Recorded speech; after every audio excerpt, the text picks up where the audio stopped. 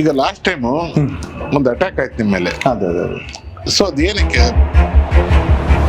ಸಿಗರೇಟ್ಗಳನ್ನ open ಆಗಿ ಮಾರಬೇಡಿ. ಯಾಕಂದ್ರೆ cigarette ಮಾರಬೇಕು ಅಂದ್ರೆ you need a special license along with BBM. ಒಂದು ಆಂಟಿ ನಾರ್ಕೋಟಿಕ್ಸ್ ಸ್ಕ್ವಾಡ್ ಅನ್ನು ಕೂಡ ಕ್ರಿಯೇಟ್ ಮಾಡ್ಬೋದು.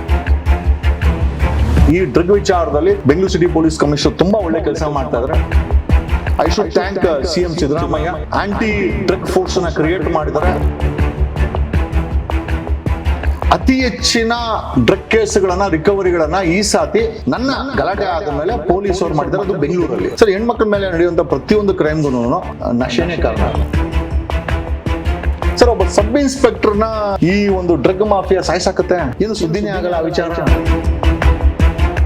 ಡ್ರಗ್ ಮುಕ್ತ ಕರ್ನಾಟಕವನ್ನ ಸಿದ್ದರಾಮಯ್ಯ ಸರ್ಕಾರ ಮಾಡಬೇಕು. ಮಾಡಲಿಲ್ಲ ಅಂದ್ರೆ 2028ಗೆ ಖಂಡಿತ ನಾನೇನು ಅಧಿಕಾರಕ್ಕೆ ಬಂದ್ರೆ ಬ್ಯಾನ್ ಮಾಡ್ತೀವಿ ಸರ್. ಹೆಚ್ಚಿನ ವಿಡಿಯೋಗಳಿಗೆ ಪ್ರತಿಧ್ವನಿ ಯೂಟ್ಯೂಬ್ ಚಾನೆಲ್ ಸಬ್ಸ್ಕ್ರೈಬ್ ಮಾಡಿ, ಬೆಲ್ ಐಕಾನ್ ಕ್ಲಿಕ್ ಮಾಡಿ.